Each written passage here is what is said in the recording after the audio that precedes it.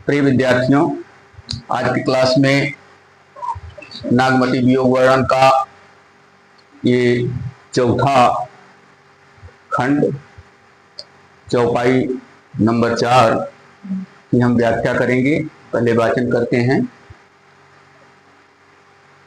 कि चढ़ाया साढ़ गगन घन गाजा और साजा विरह धुंद गल बाजा, धूम साम धवरे घन छाए और शीत धूम साम धवरे घन धाए और शीत ध्वजावक पाती दिखाई, खड़ग बीज चमकय चहुरा और बूंद बान बरसहि घन घोरा, ओ नई घटाई चहु फेरी कंत उबारु मदन हो घेरी, दादुर मोर को किला पीऊ गिरय बीज घट रहे न जीऊ, उस्य नखत सिर ऊपर आवा हाँ बिनु नाह मदिर को छावा, अद्रा लाग लागी भुई लेई मुहि बिनु पीऊ को आदर देई। दोहा है कि जिन्हें घर कंताते सुखी जिन्हें गारो औगर्व कंत पियारा बाहिरे हम सुख भूला सर्व।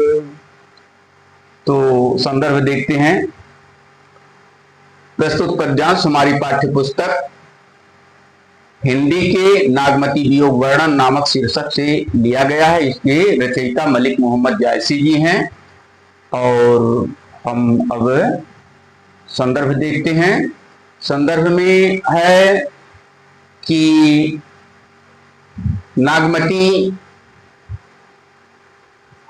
कह रही है कि अभी तक हमारे प्रियतम नहीं आए हैं, आषाढ़ का महीना लग गया है, आषाढ़ के महीने का वर्णन हुआ है और जैसे जैसे आषाढ़ के महीने में तमाम मौसम के क्रियाकलाप होते हैं उसी उसी प्रकार से नागमती अपने को भी बहुत ही असहाय पाती है। फिर हम देखते हैं व्याख्या कि चढ़ा आषाढ़ गगन घन गाजा। नागमती कहती है कि अब तो आषाढ़ का महीना, आषाढ़ जब बरसात की शुरुआत होती है, आ गया है और आकाश में, गगन माने आकाश में, घन माने बादल, गाजा माने गर्जना कर रहे हैं। आषाढ़ का महीना आ गया है, बादल तेजी से गर्जना कर रहे हैं, गरज रहे हैं और साजा बिरह धुंद दल बाजा, साजा बिरह धुंद दल बाजा।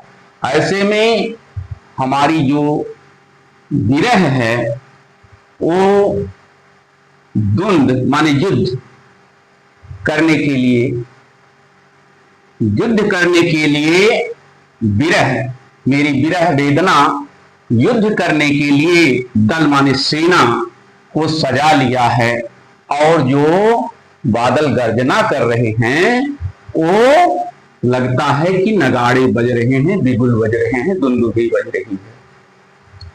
युद्ध का वर्णन ऐसे ही होता है।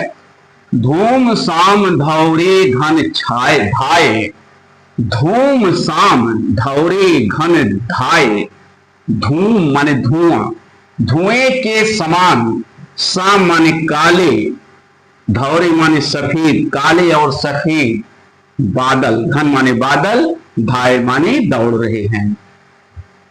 धुएं के समान काले और सफेद बादल आकाश में इधर से उधर आ जा रहे हैं, दौड़ लगा रहे हैं और श्वेत ध्वजा बक पात दिखाए, उन बादलों के बीच में बक पात, बक माने बगुला, बगुला की पंक्ति, सफेद, श्वेत माने सफेद, सफेद बगुलों की पांति पंक्तियां, ध्वजा, ध्वजा की तरह से दिखाई पड़ रहे हैं।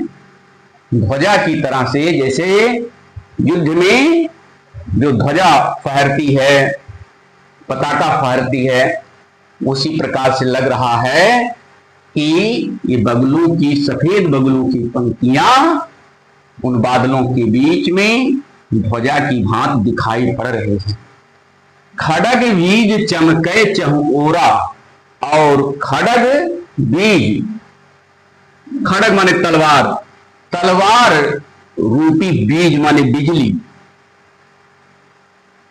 चारों ओर चहुओरा, चारों तरफ चमक रही है। आकाश में चारों तरफ तलवार रूपी बिजली चमक रही है।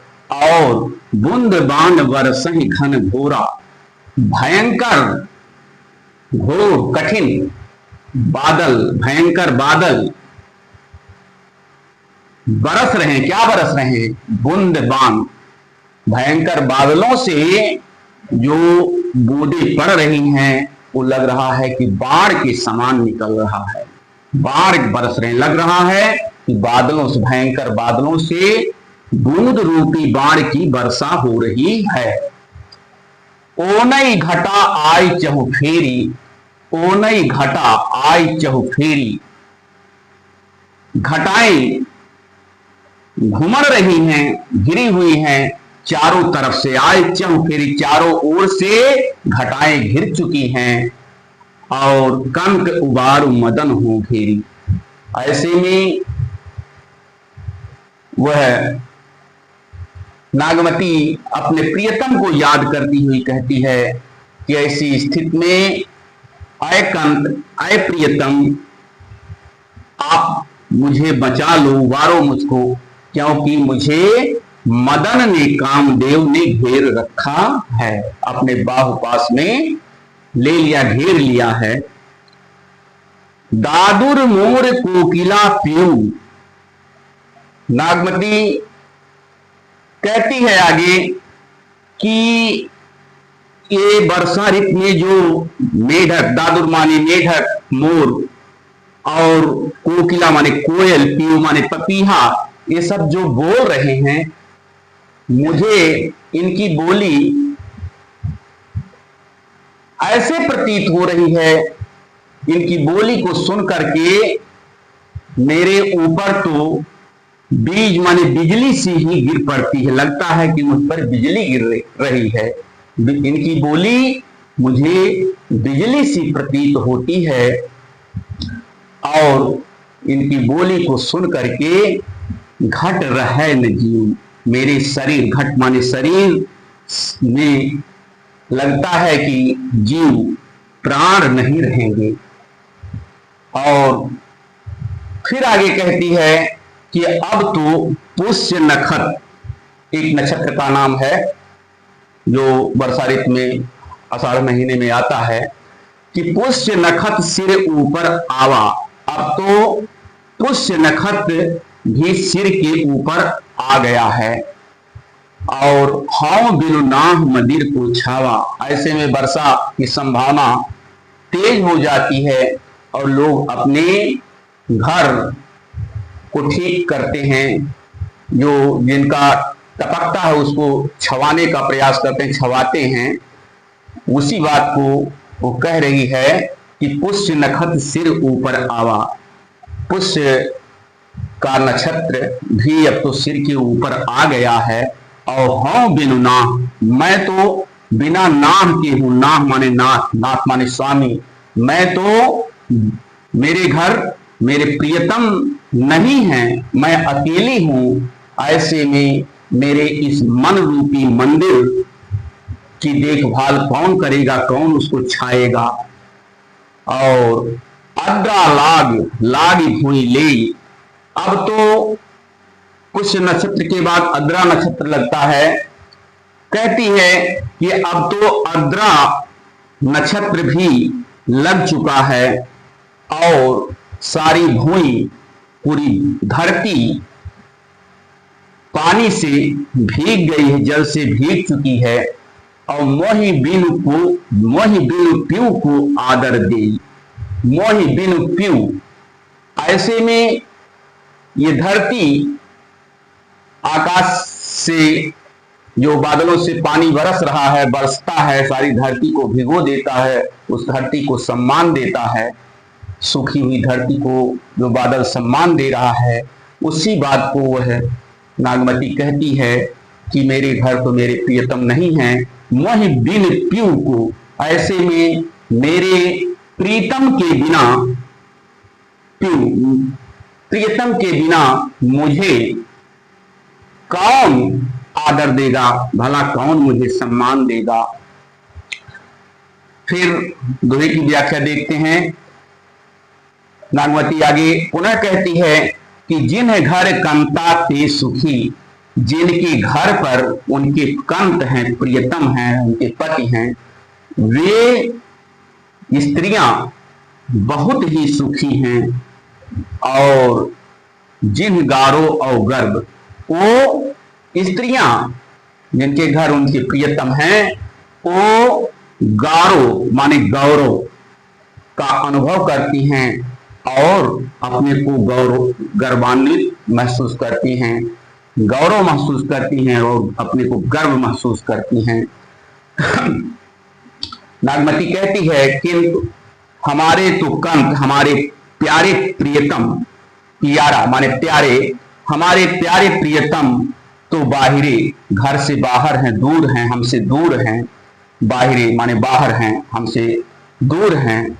हम सुख भूला सर्व, इसलिए हमने अपना सर्व सारा सुख भुला दिया है। हमारे प्रियतम हमसे दूर हैं, इसलिए हमने तो अपना सारा सुख भुला दिया है। इस प्रकार के देखिए, जब अत्यधिक हृदय में व्यथा होती है, पीड़ा होती है किसी नायिका को, तो उसमें दादुर, कोयल, पपीहरा जो कुछ भी बोलते हैं, दादुर, मोर, कोकिला, ये सब अच्छा नहीं लगता है। भाव साम्य के रूप में किसी ने, शायद पद्माकर जी ने लिखा है कि कारी कूर कोकिला कहाँ को बेर काढ़ तीरी, अब ही तो कोक के करे यकीन कोरी ले। और इस प्रकार से हम काव्य सौंदर्य की तरफ चलते हैं। रस इसमें विप्रलंब श्रृंगार है, विप्रलंब, और छंद चौपाई और दोहा, चौपाई दोहा। अलंकार अनुप्रास अलंकार है, अनुप्रास और उत्प्रेक्षा अलंकार मिल रहे हैं। भाषा अवधि है, अवधि। इस प्रकार से आज की क्लास समाप्त होती है। फिर चौपाई अगली जो है 5वें नंबर की, वो अगले वीडियो में मिलेगी। तब तक के लिए धन्यवाद।